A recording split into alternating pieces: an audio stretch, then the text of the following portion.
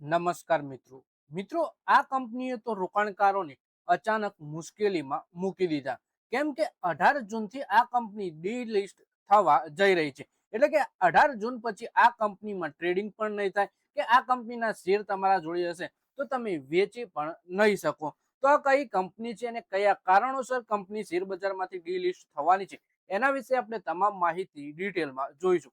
આ વિડીયો થોડો લાંબો થઈ શકે છે તો આ વિડીયોને તમે પૂરેપૂરો જોજો જેથી જો તમારા જોડે પણ આ કંપનીના શેર હોય તો તમે આગળ શું કરી શકો અથવા પછી તમે આગળ આવી કંપનીમાં ફસાવ નહીં એના વિશેની માહિતી મળી રહે। મિત્રો વાત કરીએ દેશના સૌથી મોટા expressway cement plant power project અને વિશાળ ટાઉનશીપ એક સમય આ કંપનીની ઓળખ હતી। રોકાણકારોને લાગતું કે આ કંપની આવનારા વર્ષોમાં વધુ ઊંચાઈએ જશે પણ હવે 18 જૂન 2026 ના રોજ આ કંપની ભારતીય શેર બજારમાંથી હંમેશા માટે વિદાય લઈ રહી છે। આ માત્ર એક કંપનીની વાત નથી પણ સપનાઓ, મહત્વાકાંક્ષાઓ, ખોટા નિર્ણયો, વધતું દેવું અને તૂટી ગયેલા વિશ્વાસની કહાની છે। એટલે કે એક સમય આ કંપની ભારતમાં મોટા મોટા એક્સપ્રેસવે બનાવતી, સિમેન્ટ પ્લાન્ટ બનાવતી, પાવર પ્રોજેક્ટ અને વિશાળ ટાઉનશીપ આ કંપની બનાવતી હતી પણ રોકાણકારોને લાગતું હતું કે આવનારા વર્ષોમાં એક મલ્ટીબેગર શેર બની શકે છે પણ 18 જૂનના દિવસે આ હવે કાયમ માટે શેર બજારમાંથી વિદાય લઈ રહી છે। તો કયા કારણોથી આ કંપનીમાં આવો નિર્ણય લેવો પડે છે એ આપણે જોઈએ। જયપ્રકાશ ગોળ દ્વારા સ્થાપિત થયેલ જેપી ગ્રુપે મર્યાદિત સાધનો સાથે શરૂઆત કરી જે ધીમે ધીમે દેશના સૌથી મોટા બિઝનેસ ગ્રુપમાં સામેલ થઈ ગઈ। 1990ના દાયકામાં અને 2000ની શરૂઆતના વર્ષોમાં કંપનીએ ઝડપથી વિસ્તરણ કર્યું।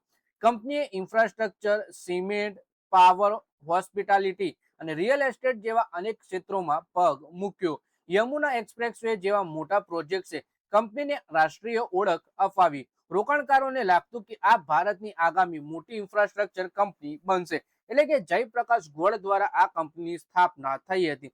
કંપનીએ 1990થી 2000ની દાયકામાં બહુ ઝડપથી વિસ્તરણ કર્યું। Infrastructure, cement, power, hospitality, real estate જેવા ક્ષેત્રોમાં કંપનીએ પગ મૂક્યો। યમુના એક્સપ્રેસવે જેવા મોટા પ્રોજેક્ટ પણ કંપનીએ કર્યા છે। 2008નું વર્ષ જેપી એસોસિએટ્સ માટે સુવર્ણ સમય માનવામાં આવે છે। રિપોર્ટ્સ મુજબ તે સમયે કંપનીનો શેર લગભગ 296 થી 323 રૂપિયાની રેન્જમાં પોતાની ઓલ ટાઈમ હાઈ સુધી પહોંચ્યો હતો। આ સમયગાળામાં કંપનીનું માર્કેટ કેપ 50,000 કરોડથી વધુ હતું। લાખો રોકાણકારો આ શેરમાં રૂપિયા લગાવ્યા હતા। બજારમાં તેને ગ્રોથ સ્ટોરી માનવામાં આવતી હતી પણ કદાચ કોઈએ વિચાર્યું ન હતું કે આ શેર એક દિવસ માત્ર થોડા રૂપિયામાં સીમિત થઈ જશે। એટલે કે વર્ષ 2008 રોકાણકારો અને કંપની માટે એક સુવર્ણ વર્ષ માનવામાં આવી રહ્યું હતું। પછી આ કંપનીમાં ક્યાં મોટી ભૂલ થઈ એ જોઈએ તો જેપી એસોસિએટ્સ એક રાતમાં બરબાદ થઈ નહોતી। તેનું પતન વર્ષો સુધી ચાલેલી ભૂલોનું પરિણામ હતું। મુખ્ય કારણ હતું જરૂર કરતા વધુ વિસ્તરણ।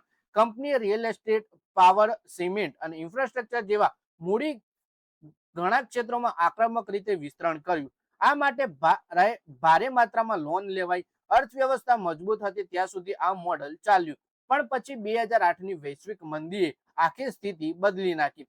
વિશ્વભરમાં આર્થિક ગતિવિધિઓ ધીમી પડી। ભારતમાં પણ રિયલ એસ્ટેટ સેક્ટર ધીમું પડ્યું। વ્યાજનો ભાર વધ્યો। કંપની માટે લોનના હપ્તા ચૂકવવા મુશ્કેલ બનતા ગયા। જે પ્રોજેક્ટમાંથી રોકડ આવવાની આશા હતી તે સમયસર પૂરું થઈ શક્યું નહીં અને અહીંથી કંપનીનું પતન શરૂ થયું। જેપી ગ્રુપ માટે બીજી સૌથી મોટી મુશ્કેલી તેના હાઉસિંગ પ્રોજેક્ટ્સ બની। ખાસ કરીને નોઈડાનું 20 ટાઉન પ્રોજેક્ટ ચર્ચામાં રહ્યો। ઘણા ખરીદદારોને સમયસર ઘર મળ્યા નહીં। વિલંબ વધતો ગયો। હોમ બાયર્સનો વિશ્વાસ તૂટ્યો। નિયમનકારી દબાણ પણ વધ્યું। કંપનીની છબી ઉપર પણ સીધી અસર પડી। પછી વાત કરીએ કે ફંડ ડાયવર્ઝન અને કાનૂની વિવાદ વિશે। સમય જતા કંપની ઉપર ફંડ ડાયવર્ઝન અને પ્રોજેક્ટમાં વિલંબના આરોપો લાગ્યા। અલગ અલગ સ્તરે કાનૂની પ્રક્રિયા ચાલી રહી છે પણ બજારમાં રોકાણકારોનો વિશ્વાસ સતત ઘટતો ગયો। કોઈ પણ કંપની માટે વિશ્વાસ સૌથી મોટી મૂડી હોય છે। જેપી ધીમે ધીમે એ મૂડી ગુમાવતી ગઈ। પછી વાત કરીએ કે જેપી ગ્રુપે ભારતમાં ફોર્મ્યુલા 1 ટ્રેક બનાવવા માટે જેવા મહત્વાકાંક્ષી પ્રોજેક્ટમાં પણ રોકાણ કર્યું। બુદ્ધ ઇન્ટરનેશનલ સર્કિટ એ સમયે ચર્ચાનો વિષય બન્યો હતો પણ આવા મોટા રોકાણોએ મૂડી ઉપર વધુ દબાણ વધાર્યું। જ્યારે મુખ્ય બિઝનેસ રોકડની તંગીથી પસાર થઈ રહ્યો હોય ત્યારે આવા મોંઘા સાઇડ વેન્ચર્સ વધારાનો બોજ બની જાય છે. પછી શેર વિશે વાત કરીએ તો જેપી એસોસિએટ્સ ના શેરનું પતન ભારતીય શેર બજારમાં સૌથી મોટા પતનમાંથી એક ગણાય છે. 300 રૂપિયાના સ્તરેથી ઘટીને આ શેર થોડા રૂપિયામાં આવી ગયો. માત્ર આ પતન બિઝનેસ ફેલ થવાના કારણે ન હતું. એટલે કે શેર એક સમય 300 રૂપિયા ઉપર ચાલતો હતો, એ 3 રૂપિયા સુધી આવી ગયો. પછી કયા કારણો હતા આના પાછળ એ જોઈએ તો પ્રોજેક્ટ્સમાં વિલંબ, ભારે દેવું, કાનૂની વિવાદ, બજારનો તૂટી ગયેલો વિશ્વાસ, નબળી બેલેન્સ શીટ. ધીમે ધીમે રોકાણકારોએ તેની ગ્રોથ સ્ટોરી નહીં પણ એક ડિસ્ટ્રેક્ટ એસેટ તરીકે જોવાનું શરૂ કર્યું.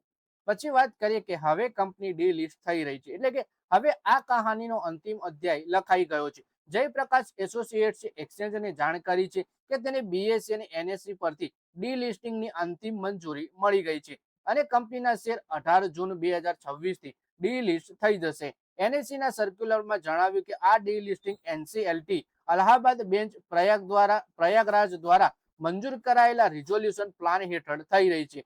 બીએસઈએ પણ પુષ્ટિ કરી છે કે કંપની 17 માર્ચ 2026 ના એનસીએલટી ના આદેશ હેઠળ તમામ જરૂરી શરતોનું પાલન કર્યું છે અને 18 જૂન 2026 થી શેર એક્સચેન્જમાં રેકોર્ડમાંથી હટાવી દેવામાં આવશે.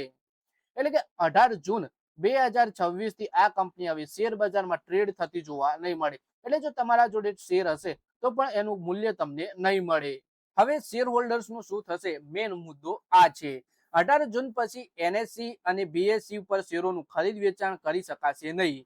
ડીમેટ ખાતામાં શેર રહી શકે છે પણ તેનું ભવિષ્ય મંજૂર કરાયેલા રિઝોલ્યુશન પ્લાનની શરતો ઉપર આધાર રાખશે. એટલે કે શેર હોલ્ડર સત્તાવાર માહિતી પર નજર રાખવી જરૂરી છે. એટલે કે કંપનીએ જે શેર હોલ્ડર્સને સત્તાવાર માહિતી આપશે એના ઉપર જ કંપનીના શેરોનું ભવિષ્ય નક્કી થશે અને કંપનીના રિઝોલ્યુશન પ્લાનની શરતો ઉપર રોકાણકારોએ આગળ નજર રાખવી પડશે.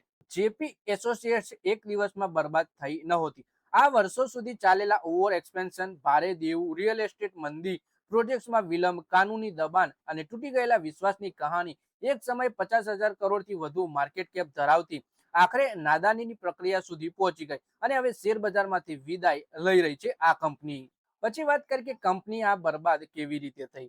તો 1990 થી 2000 માં ઇન્ફ્રાસ્ટ્રક્ચર, પાવર અને રિયલ એસ્ટેટ સેક્ટરમાં ઝડપી વિસ્તરણ, 2004 માં લિસ્ટિંગ પછીના શરૂઆતના વર્ષોમાં રોકાણકારોને શાનદાર રિટર્ન, 2008 માં શેર લગભગ 296 થી 323 ની ઓલ ટાઈમ હાઈ ઉપર, માર્કેટ કેપ 50,000 કરોડ રૂપિયાથી વધુ, વર્ષ 2008 માં દેવું, વૈશ્વિક મંદી, પ્રોજેક્ટમાં વિલંબ, કાનૂની વિવાદોથી પતન શરૂ થયું, 2025-26 માં ઇન્સોલ્વન્સની પ્રક્રિયા, રિઝોલ્યુશન પ્લાન અને સંભવિત અધિગ્રહણની ચર્ચા, 18 જૂન 2026 બીએસઈ અને એનએસઈ પર શેરોનું ડીલિસ્ટિંગ. આ કંપનીનો પૂરેપૂરો સફર હતો એક. તો મિત્રો આ વિડીયોમાં આપણે વાત કરી જેપી ગ્રુપ એટલે કે જયપ્રકાશ એસોસિએટ્સ લિમિટેડના શેર વિશે. જે કંપની એક સમય 200 થી 300 રૂપિયાની આસપાસ ઓલ ટાઈમ હાઈ ઉપર શેર ચાલતો હતો, એ હવે શેર બજારમાંથી ડીલિસ્ટ થવા જઈ રહ્યો છે અને કંપની કાયમ માટે શેર બજારમાંથી એક્ઝિટ કરી રહી છે. રોકાણકારો જોડે શેર હશે એનું શું થશે એના વિશે આપણે વાત કરીએ કે રોકાણકારોએ કંપનીના જે આગળનું રિઝોલ્યુશન પ્લાન છે એના ઉપર સતત નજર રાખવી પડશે. તો મિત્રો એટલા માટે જ કહેવામાં આવે છે કે કંપનીનું દેવું કેટલું છે, કંપનીના પ્લાન અને કંપની કેટલી ઝડપથી એક્સપાન્ડેશન કરે છે અને આગળ કઈ રીતે કંપની કામ કરશે, કંપનીનું મેનેજમેન્ટ કેવું છે, દેવામાંથી બહાર નીકળી શકશે કે નહીં કંપની, એ બધું જોયા પછી યોગ્ય લાગે તો જ શેરમાં રોકાણ કરવું. નકર તમારો પણ આવો જ હાલ થાય જયપ્રકાશ એસોસિએશનના રોકાણકારો જેવો.